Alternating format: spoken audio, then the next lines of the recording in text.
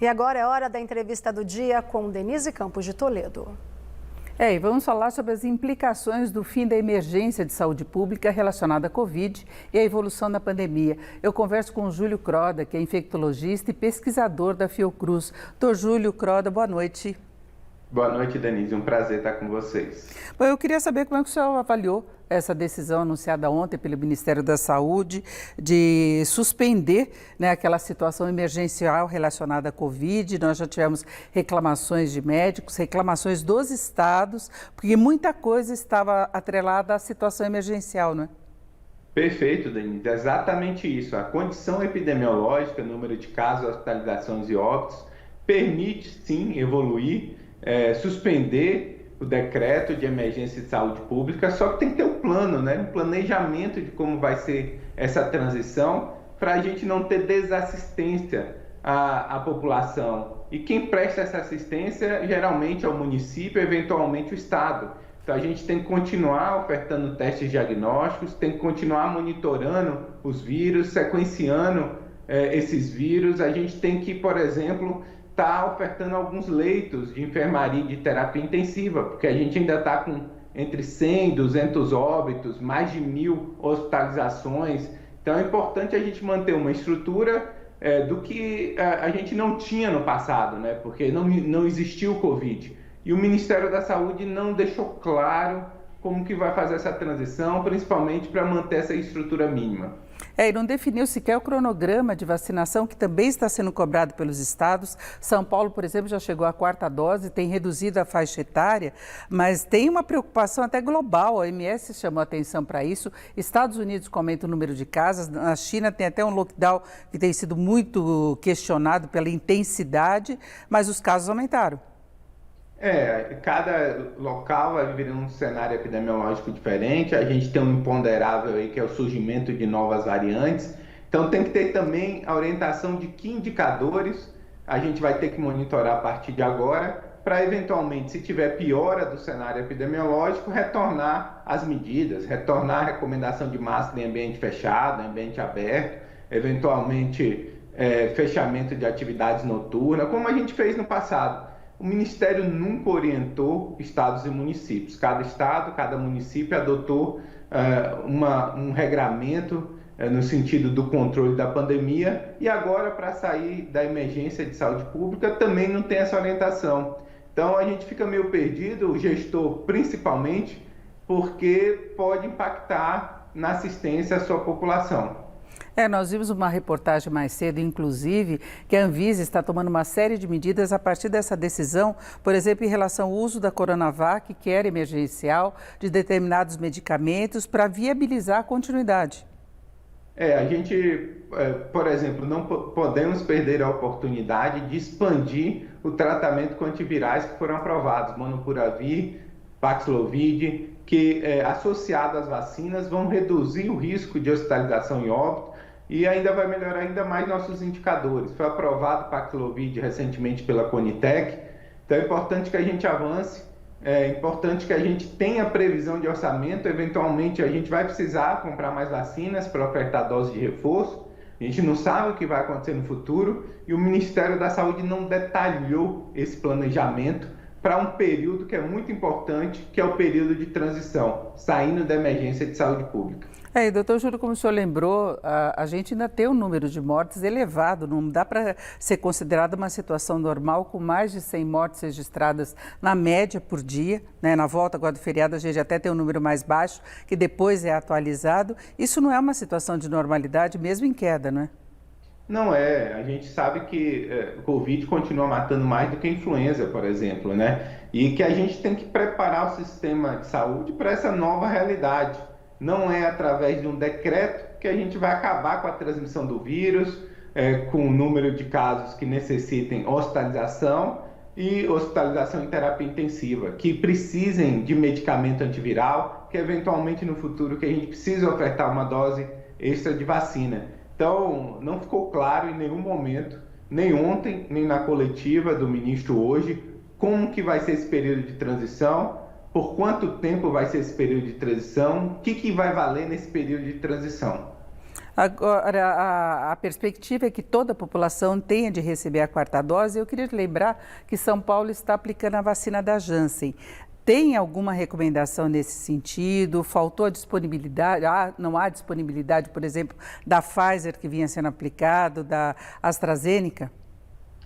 Assim, a gente tem poucas informações do uso da Janssen como quarta dose. O que a gente sabe é que a população idosa, imunossuprimidos e pessoas com múltiplas comorbidades têm maior benefício dessa quarta dose, principalmente no momento de elevada transmissão. Os dados de Israel deixam claro isso, que eventualmente se a gente ofertar uma dose extra, é importante que seja ofertado no início da onda epidêmica para a população que tomou vacina há muito tempo, principalmente para esses grupos mais vulneráveis. O cenário brasileiro atual é de maior tranquilidade. Eu acredito que a quarta dose é importante, principalmente para os idosos, como está sendo feito em São Paulo e por outros estados.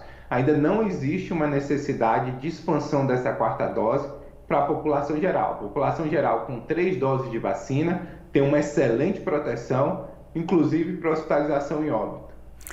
Nós estamos acompanhando essa queda não apenas de mortes, mas também de contaminações, de novos casos. Não tem aí uma subnotificação, porque nós estávamos até conversando no intervalo a respeito das infecções respiratórias, que são até normais nessa época do ano, e as pessoas tratam como sendo gripe e, na verdade, pode ser Covid?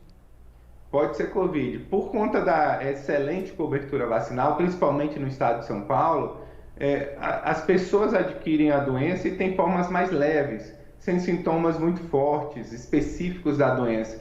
E aí não acredita que é Covid, não se testa e não faz isolamento, eventualmente, que seria necessário para diminuir a transmissão. Mas é bom deixar o alerta, principalmente para as pessoas mais vulneráveis, os idosos, as pessoas com imunossupressão, que tenham múltiplas comorbidades, mesmo vacinadas. Se apresentar o sintoma, é importante se testar. Já existem tratamentos específicos que podem ser ofertados nos primeiros dias da doença e evitar a progressão para hospitalização e óbito. Então, fica o recado, apesar de você estar vacinado, eventualmente com 3 doses de vacina, se você for desse grupo de risco, é muito importante que você teste e, eventualmente, faça o tratamento recomendado nos primeiros dias de sintoma. Doutor Júlio, hoje eu vi muita gente nas redes sociais comemorando a impossibilidade de serem aplicadas medidas restritivas a partir do fim dessa situação emergencial. Por exemplo, você pediu tal passaporte de vacina, comprovação de que a pessoa foi vacinada ou que fez o teste, inclusive de quem vem do exterior, onde a gente tem esse aumento de número de casos em alguns países. Na prática, é isso que acontece mesmo ou continuam as medidas sendo determinadas pelos estados? Continua sendo determinada por estados e municípios, né?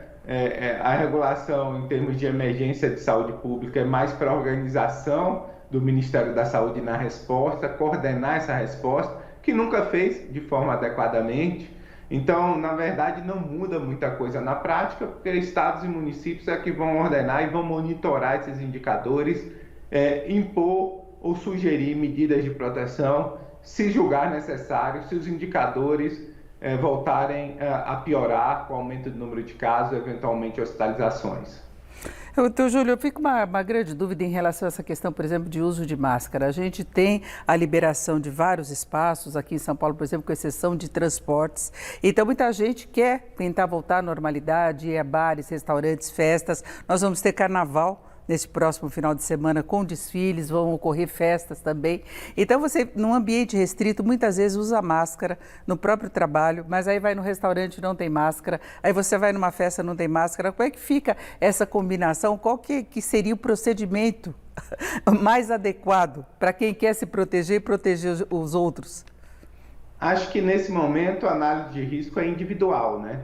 Então se você vai para um local fechado, associado à aglomeração, e você é uma pessoa, mesmo vacinada, que se enquadra naqueles grupos de pacientes que tem maior risco para hospitalização e óbito, idosos, imunossuprimidos, com múltiplas comorbidades, se você vai se expor, é importante que você esteja de máscara, mesmo nesse momento, com baixa transmissão e com elevada cobertura vacinal. Então, é importante cada um entender o seu risco e entender quando é necessário utilizar máscara. Por exemplo, no transporte público, esse grupo populacional com maior risco de hospitalização em óbito, ou pessoas que queiram se proteger da doença sintomática. O transporte público é um local que tem muita contaminação, muita transmissão, porque é difícil você manter o distanciamento. Então, a análise é individual e cada pessoa vai ter que, de alguma forma, estar adotando essas medidas preventivas de acordo com o seu risco e o que julgar necessário. Então, Júlio, estamos quase encerrando, mas eu queria saber o que explica, por exemplo, a China, que tem tolerância zero, voltar a registrar casos. Hoje eles anunciaram o registro de 3 mortes por Covid e eles têm um controle muito pesado, inclusive tecnológico, né? Assim, a gente sabe que a barreira imunológica que é criada, a parte importante é a vacinação e cobertura vacinal. A China tem uma cobertura menor do que o Brasil na população idosa, então isso é um fator importante. Com a estratégia de Covid-0, ela não teve circulação prévia do vírus e atualmente a gente sabe que a combinação nessa ordem, né, primeiro vacina e infecção, garante uma maior proteção, uma proteção mais duradoura. Então, esse é o cenário do Brasil. A gente viveu uma tragédia no passado. Estados Unidos também viveu uma tragédia com elevada circulação do vírus, hospitalização e óbito. Associado a elevadas coberturas, gera uma barreira de proteção muito importante. A China tem baixas coberturas em idosos, utilizou nessa população vacina de vírus inativado, que garante menos proteção, e teve pouca circulação do vírus no passado. Então, essa barreira é mais frágil. Perfeito. Ouvimos o Júlio Croda, que é infectologista e pesquisador da Fiocruz. Agradeço mais uma vez a sua participação aqui no Jornal da Gazeta. Uma boa noite. Boa noite, Denise. É um prazer. Luciana.